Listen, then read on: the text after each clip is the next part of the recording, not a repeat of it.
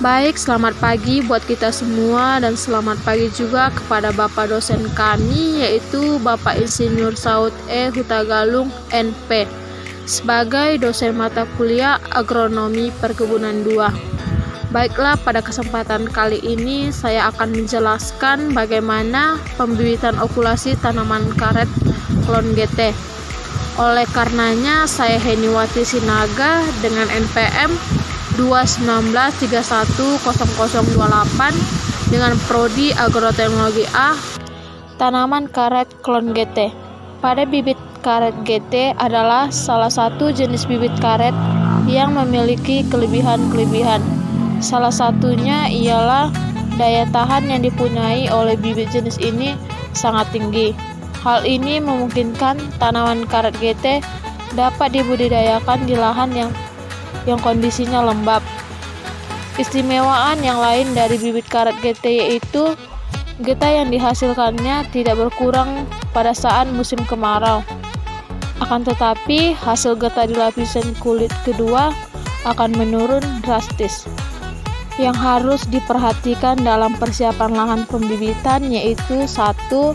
Lahan perlu dipersiapkan agar diperoleh bibit dengan perakaran yang baik, dan lahan yang digunakan hendaknya relatif datar, mudah dijangkau, dekat dengan sumber air, bukan daerah penyakit jamur akar putih atau yang disebut JAP. Untuk lahan yang miring, 3% dibuat teras bulut dan areal cukup luas. 2. Pengolahan tanah dengan traktor dapat dilakukan pada lahan yang relatif datar. 3.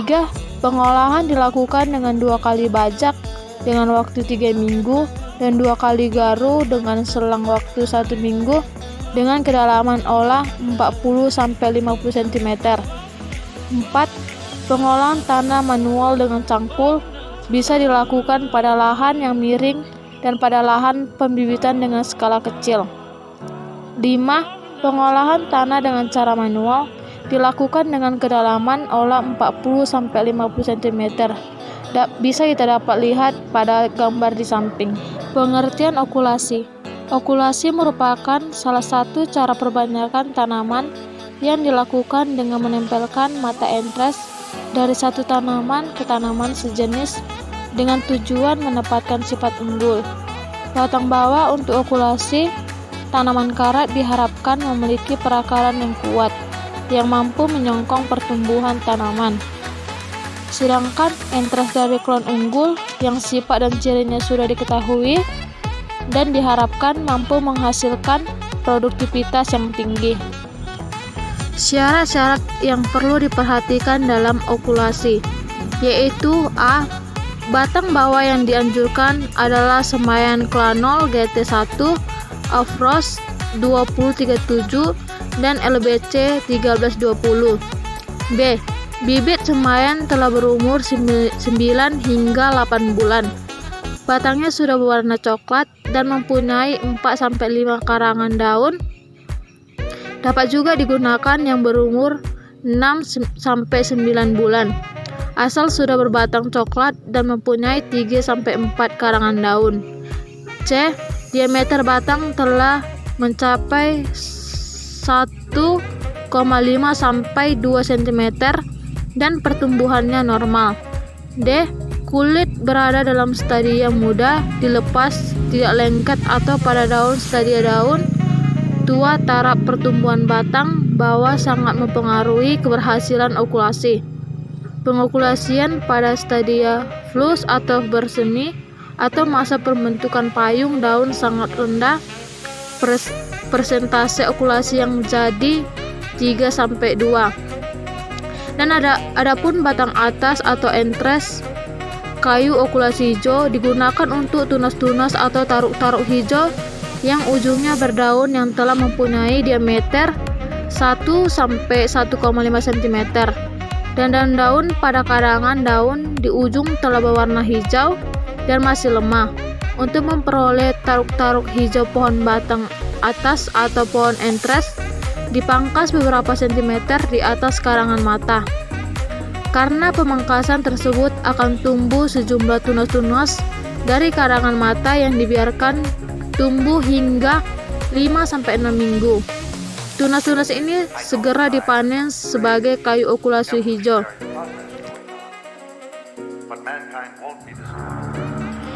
Ciri-ciri biji klon GT1 yaitu bentuk bijinya bulat, perut segitiga, dan berukuran kecil. Warnanya seperti putih kecoklatan dan warna mozaiknya kecoklatan tua. Bentuk mozaiknya sambung menyambung.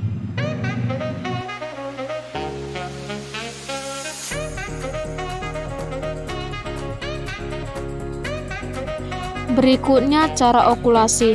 Kebanyakan tanaman karet umumnya dilakukan secara vegetatif dengan okulasi, yaitu suatu teknik menyatukan dua jaringan hidup tanaman atau yang disebut batang bawah dan mata tunas sedemikian rupa yang kemudian tumbuh dan berkembang sebagai satu tanaman ialah: 1. Memiliki mutu yang lebih baik daripada induknya. 2. Batang bawah atau dari biji klon GT memiliki perakar yang kuat. 3. Tahan terhadap hama penyakit. 4. Produksi yang lebih cepat dan menghasilkan lateks yang lebih tinggi.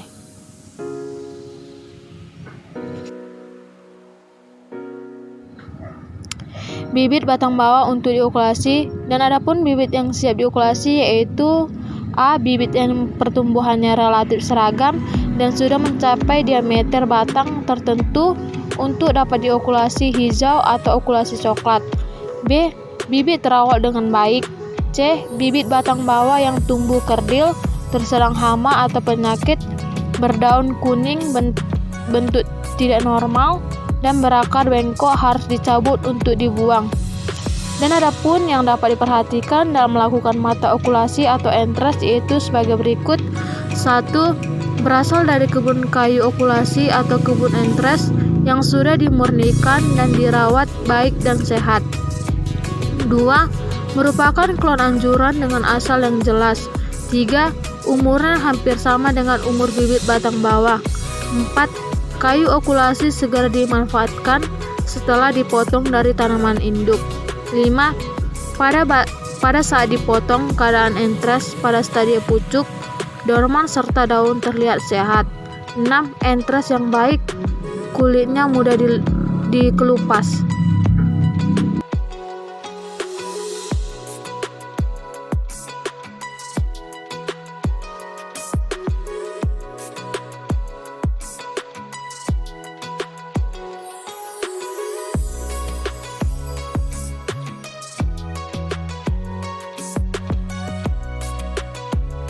Berikutnya waktu okulasi. Waktu terbaik pelaksanaan dalam melakukan okulasi ialah pada pagi hari antara jam 7 sampai jam 11 pagi. Hal ini karena pada waktu tersebut tanaman sedang aktif berfotosintesis sehingga kambium tanaman masih dalam kondisi aktif dan optimum. Apabila okulasi dilakukan di atas jam 12 siang, maka daun-daun mulai layu. Akan tetapi ini bisa diatasi dengan melakukan penempelan di tempat teduh yang terhindar dari sinar matahari secara langsung.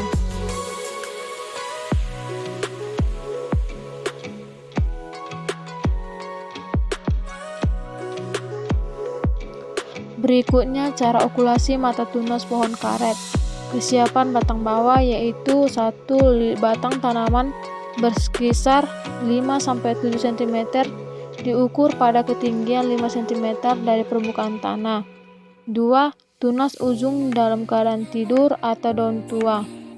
Dan adapun pembuatan jendela okulasi dan tahapan kegiatan pembuatan jendela okulasi yaitu: A. Batang bawah dibersihkan dari kotoran atau tanah dengan menggunakan kendak bersih.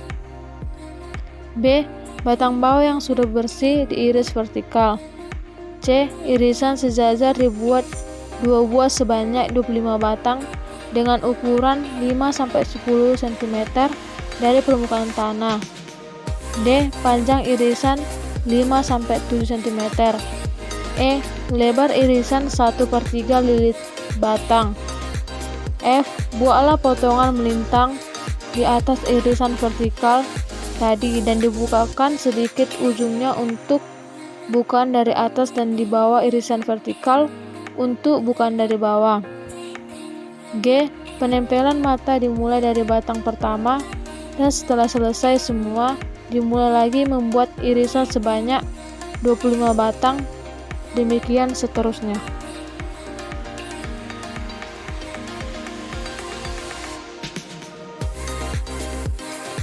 Selanjutnya, pembuatan perisai mata okulasi. Tahapan kegiatan pembuatan perisai okulasi adalah sebagai berikut. 1. Mata yang terbaik untuk calon perisai okulasi adalah mata yang berada di atas bekas gitiak daun. 2. Perisai mata okulasi dibuat dengan mengiris kayu entres yang bermata baik dengan ukuran lebar 1 cm dan panjang 5-7 cm. 3. Untuk bukaan jendela okulasi dari atas, maka posisi mata pada kayu entres menghadap ke atas. 4. Untuk bukaan dari bawah, posisi mata pada kayu entres menghadap ke bawah. 5. Penyayatan perisai mata okulasi dilakukan dengan mengikut sertakan sedikit bagian kayu dan lepaskan kulit kayu dengan hati-hati. Dengan cara menarik bagian kayunya, perisai mata harus diusahakan tidak memar dan bagian dalam kulitnya tidak terpegang atau terkena kotoran. 6. Perisai mata okulasi yang baik adalah perisai mata yang pada kulit bagian dalam ada titik putih yang menonjol. 7. Apabila kulit bagian dalam berlubang, berarti matanya tertinggal pada bagian kayu dan perisai ini tidak boleh ditempel pada bagian batang bawah.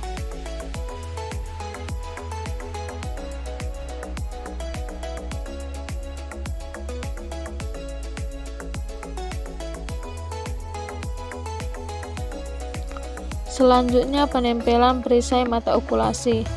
Penempelan perisai mata okulasi dilakukan pada batang bawah setelah jendela okulasi dibuka. Tahapan kegiatannya adalah sebagai berikut. 1. Setelah perisai mata okulasi disiapkan, secepatnya jendela okulasi dibuka dan perisai mata dimasukkan ke dalam jendela. 2. Jendela okulasi ditutup dengan cara menekan bagian ujung jendela. Bersamaan dengan itu, bagian ujung perisai yang dipegang dipotong dan dibuang. 3. Perisai mata okulasi diusahakan tidak bergerak agar tidak merusak mata. 4. Jendela okulasi yang sudah ditutup langsung dibalut.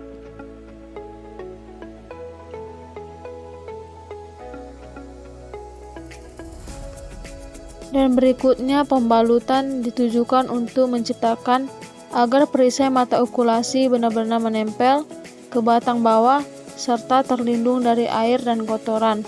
Adapun cara dalam pembalutan yaitu: 1. Bahan untuk pembalutan adalah pita plastik okulasi. 2. Untuk bukaan dari bawah, maka pembalutan dimulai dari bawah, demikian juga sebaliknya. 3. Balutan dilakukan 2 kali dan dilebihkan sekitar 2 cm di bagian atas dan bawah jendela okulasi.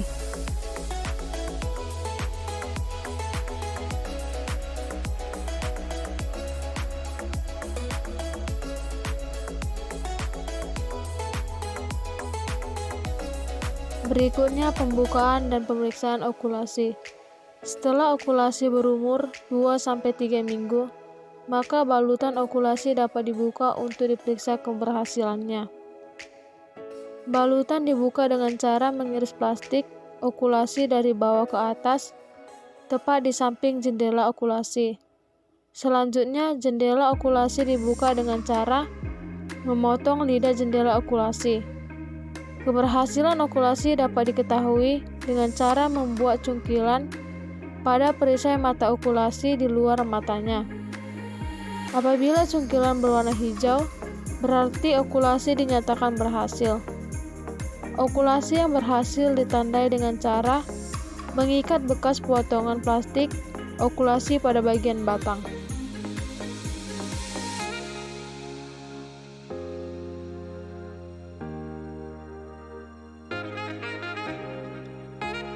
Pemeliharaan tanaman.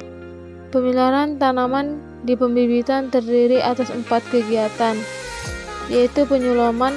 Pembibitan paling lambat dilakukan pada umur 1 bulan. 2. Lahan pembibitan harus bebas dari gulma. 3. Penyiangan bisa dilakukan dengan cara manual dan secara kimia dengan menggunakan herbisida. 4. Pengendalian penyakit terutama diperlukan pada bibit yang berdaun muda dengan menggunakan fungisida, dosis dan interval tertentu. Dapat kita lihat pada gambar di samping.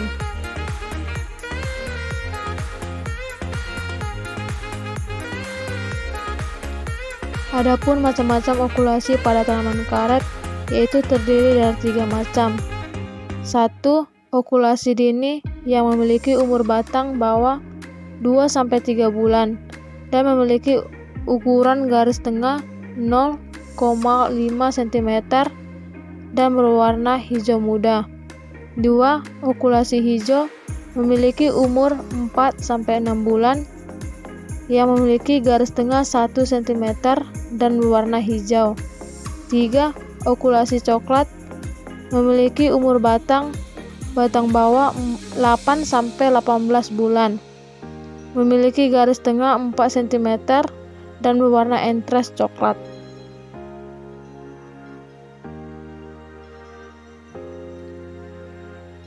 Baik, sekian dari hasil presentasi saya. Apabila ada kesilapan ataupun kesalahan saya dalam menyampaikan materi tersebut, saya mohon maaf. Saya ucapkan terima kasih.